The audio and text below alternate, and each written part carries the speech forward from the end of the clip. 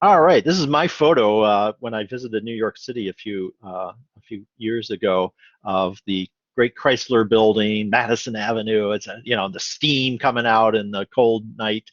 Really typical New York scene, I thought, and a great example of what I'm talking about with Art Deco. But even though New York City, grudgingly admittedly, is considered to be kind of a heart of Art Deco architecture, it has its origins in Chicago, believe it or not. Certainly American Art Deco. In 1922, the newspaper, the Chicago Tribune, wanted to build a new headquarters, and Robert McCormick, right, the editor in chief, the owner of the Tribune, he decided to have a competition for his new corporate headquarters on the north side of the river on Michigan Avenue. And he hosted an international design competition that would have $100,000 in prize money with a $50,000 grand prize if you won the competition. That was a lot of money back then, let me tell you. And he wanted to build, quote, the most beautiful and distinctive office building in the world. Well, it attracted, because of the prize money, I'm sure, it attracted a massive amount of attention in the architectural world.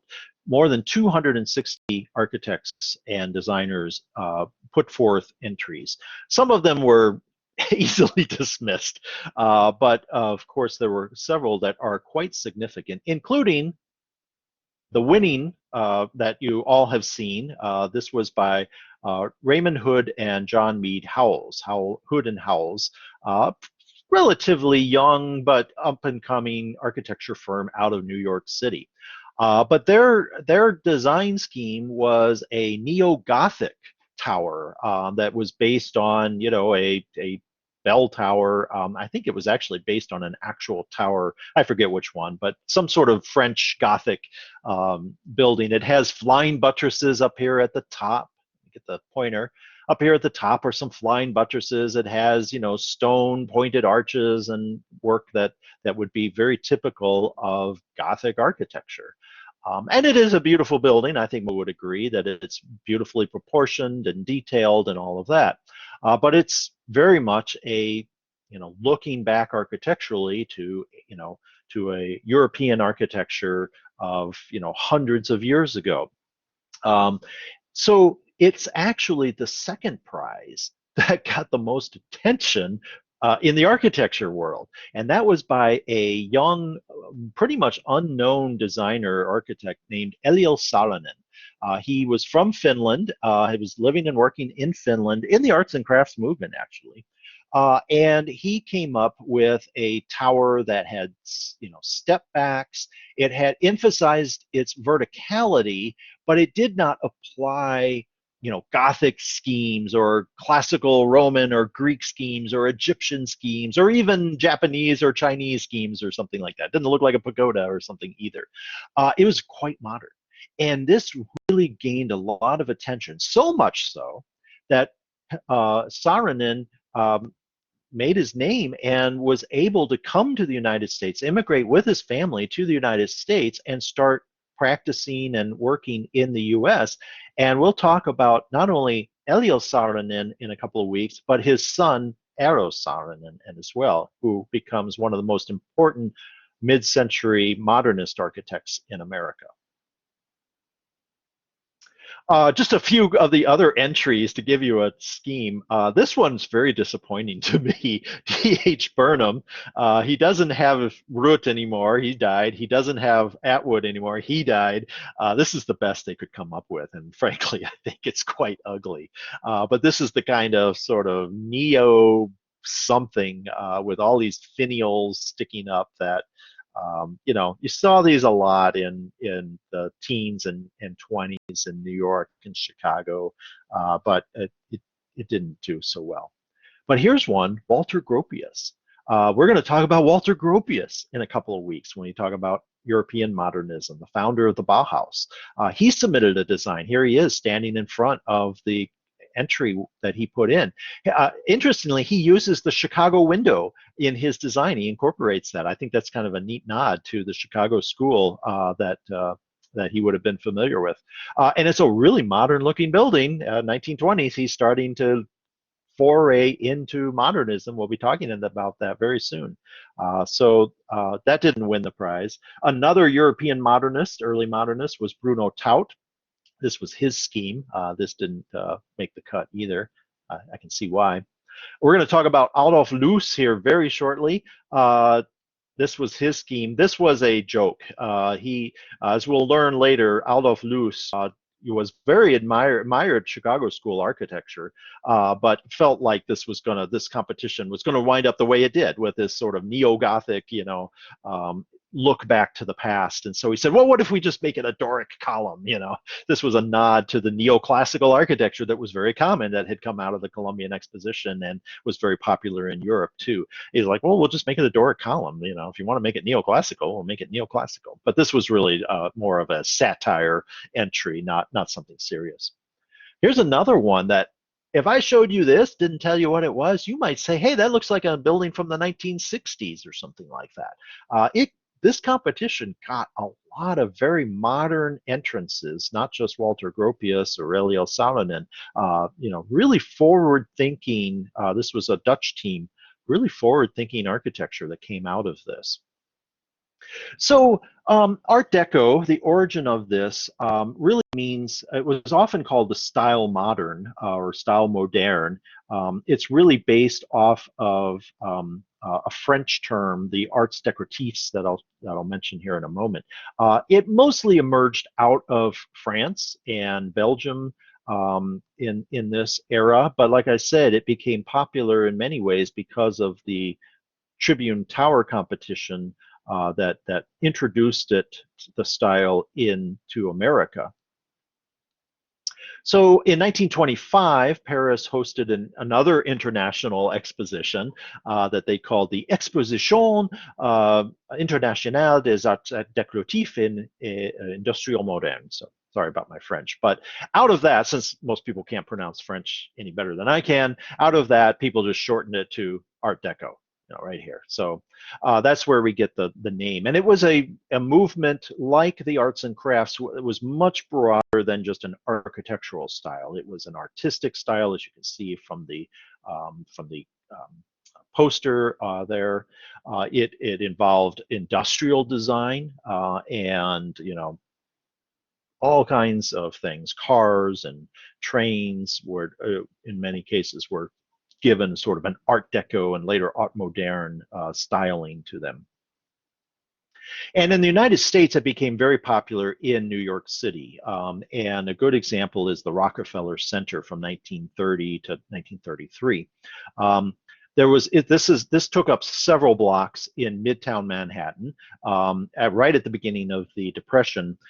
Reinhardt and Hofmeister were the overall planners for the Rockefeller family, but Raymond Hood designed one of the more premier buildings in the complex, the RCA building.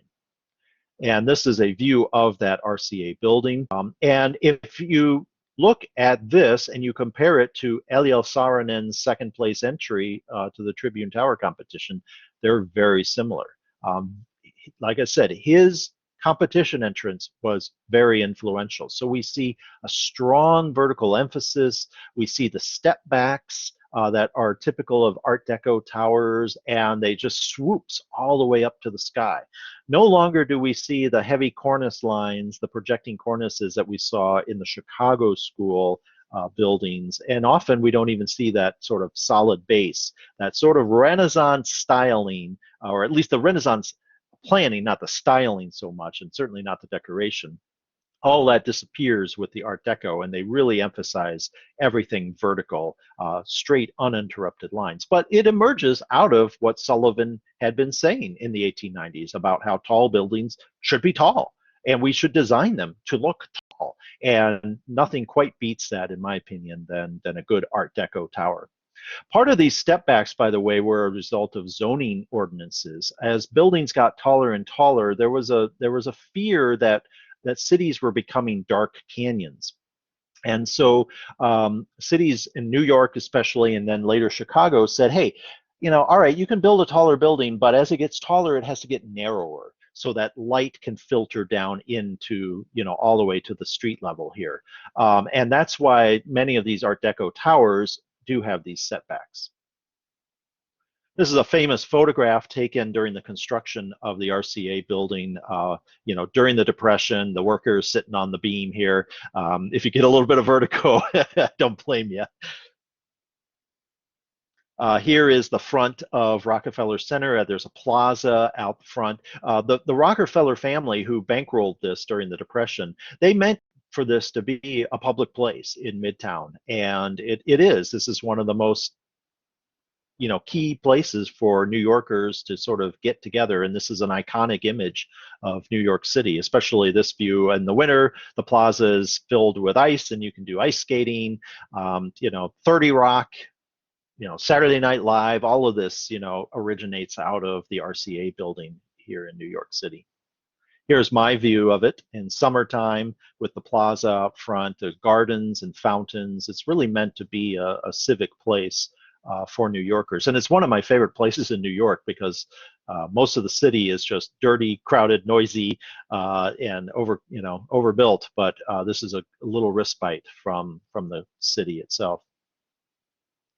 And these are just a few photo details from around the complex of Art Deco detailing and ornament. We see a lot of what's known as bas relief. Look at the middle especially. It's a sort of flattened ornamentation or sculpture. It's also stylized a little abstracted. The figures on the right and left, they're obviously females, but they're not exactly Renaissance pure forms. They're more abstracted a little bit, and certainly some of the abstracted forms on the left panels there are typical of Art Deco styling and detailing. Radio City Music Hall, home of the Rockettes. This is part of Rockefeller Center. This is sort of kitty corner to the RCA building, and this sort of curved marquee and the vertical marquees. All of that is really a trademark of Art Deco architecture. Raymond Hood, again working with Edward Durrell Stone, were the architects for Radio City Music Hall. And this is the grand lobby of that space. In Art Deco, we see a lot of metals being used, especially alloy metals. So aluminum and nickel silver and other sort of shiny, sometimes gold, sometimes silver colored metals used extensively, as well as bold colors and really streamlined forms and shapes that we see here in the lobby of Rockefeller Center. And remember, we showed you the Opera House in Paris, the Garnier by Garnier, from about 30 years later. No, actually 50 years later. Here is an Art Deco version of an auditorium space. So very stylized, lacking all of that ornament and decoration, but still very design oriented.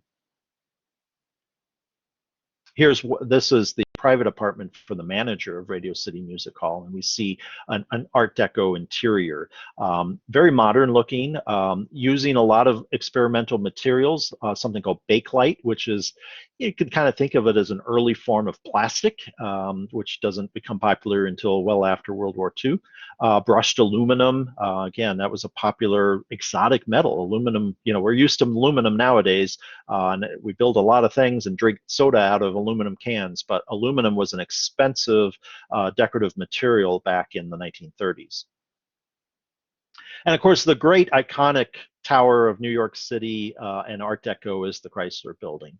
This was completed in 1930 by William Van Allen, and it really represents, some of the great, elements of Art Deco styling. It has the setbacks. You can see it gets narrower as it goes up, and especially up when you get to the spire or the upper part of the building, it really emphasizes that verticality and that sense of movement that is characteristic of Art Deco.